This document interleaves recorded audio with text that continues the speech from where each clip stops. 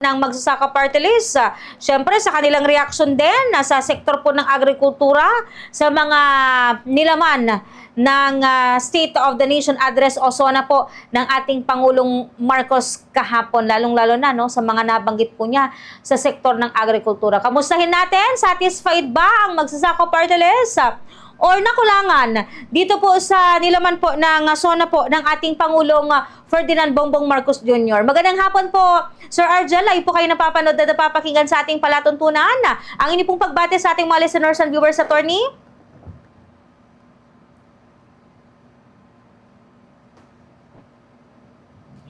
Hello po, Attorney Argel. Yan, ayusin natin muna yung linya, no? Kasi para malaman din natin, katulad po ng nakalipas po na taon, no? Kung natuwa ba sila doon po sa, or kontento ba sila sa nilaman po ng SONA po ni Pangulong Marcos. Nagbabalik po sa linya. Hello po, Sir Argel. Yes, magandang tanghali, Bombo Justin. Magandang tanghali po sa ating viewers and listeners, lalo na sa mga listeners ng SONA kahapon. Yes po. Magandang tanghali po.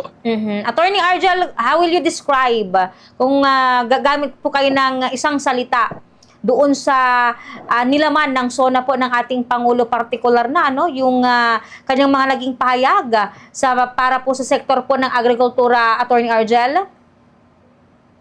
Kung isang word lang ang gagamitin natin ay ang word dyan ay kulang. So kulang pa rin yung narinig natin. Kasi maraming problema yung mga magsasaka, mangingisda, magmamanok, magbababoy. Ito po yung sektor na nagpapakain sa buong Pilipinas eh. Kaya lang parang, hindi lang parang, totoong kulang yung narinig natin sa SONA kahapon para sa mga magsasaka. So ibig sabihin kulang, ibig sabihin may narinig naman tayo kahit papano. Kaya lang kulang. So, yun yung una kong word na gagamitin doon sa SONA. Pero kung bibigyan nyo siya, i-rate nyo score grade 1 to 10, ano po, yung kasi nung nakalipas na araw, ilan yung grenade nyo po kay Pangulong Marcos? 5, kung hindi tayo nagkakamali. So ngayon, after the SONA, ilan naman po yung ibibigay nyo pong grado, attorney?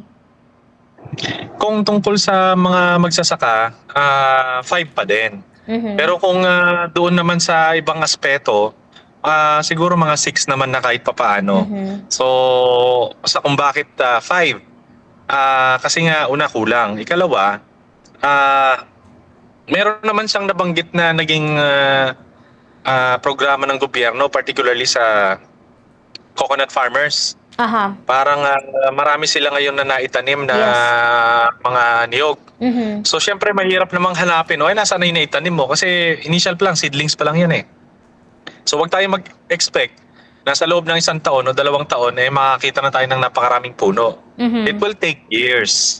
Pero at least ngayon naitanim. So sana nga ganyang karami yung naitanim.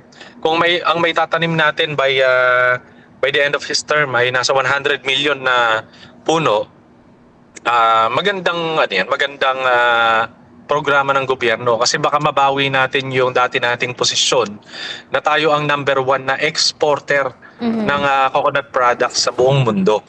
So doon pa lang kahit papaano sana totoo, hindi natin hawak yung data, hindi naman natin sinasabi agad na sinungaling yan. Hindi natin talaga alam kung totoo yung data, pero sana totoo at sana matupad yung project niya na ganyang kadaming tatanim na niyog sa sa bansa natin. Sir Argel, nabanggit din niya ulit yung pagpapatuloy nitong implementation ng 20 pesos na bigas para po sa ating mga kababayan. Pero sabi nga ni Sir Leonardo Montimayor kahapon sa panayam po natin, yung implementation po nitong 20 pesos na bigas sa ating bansang Pilipinas,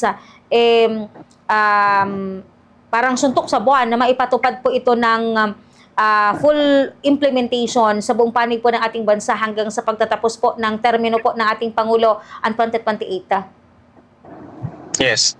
I think literal 'yun na suntok sa buwan. Mhm. Pero kahit papaano may plano naman siya magpadala ng rocket.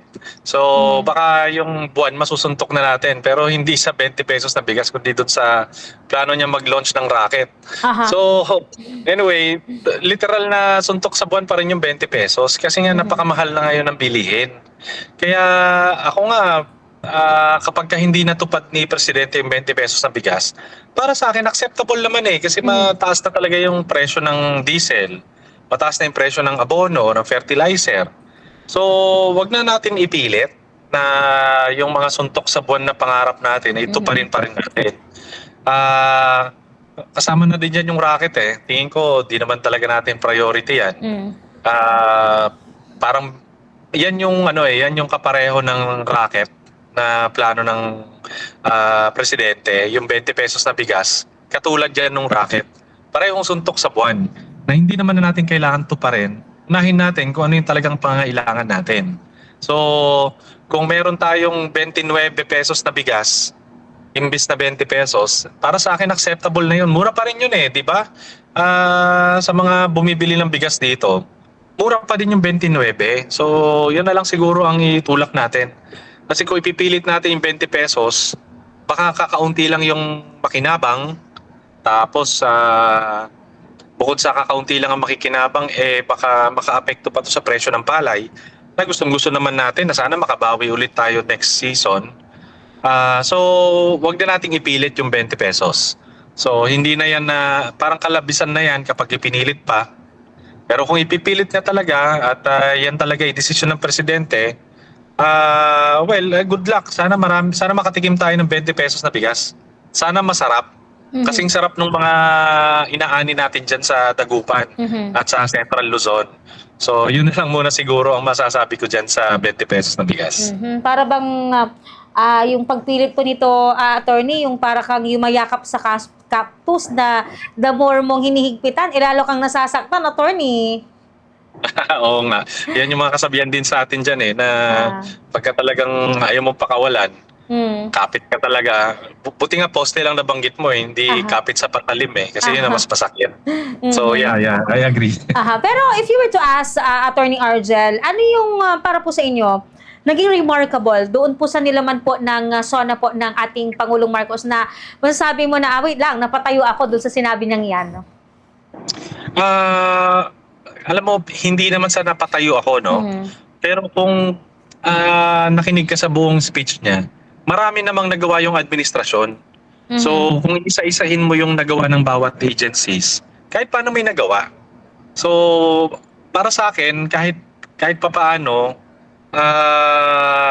pwede pa rin nating bigyan ng medyo mataas-taas na grado ang presidente.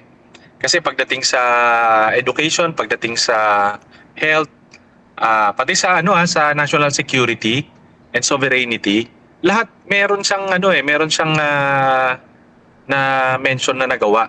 Mhm. Merong data na nagawa at may plano pa siyang ituloy yon hanggang sa matapos yung term niya. Mhm. So, medyo na-focus kasi tayo talaga sa issue ng flood control. Pero isa Aha. lang kasi yan sa mga pangangailangan natin.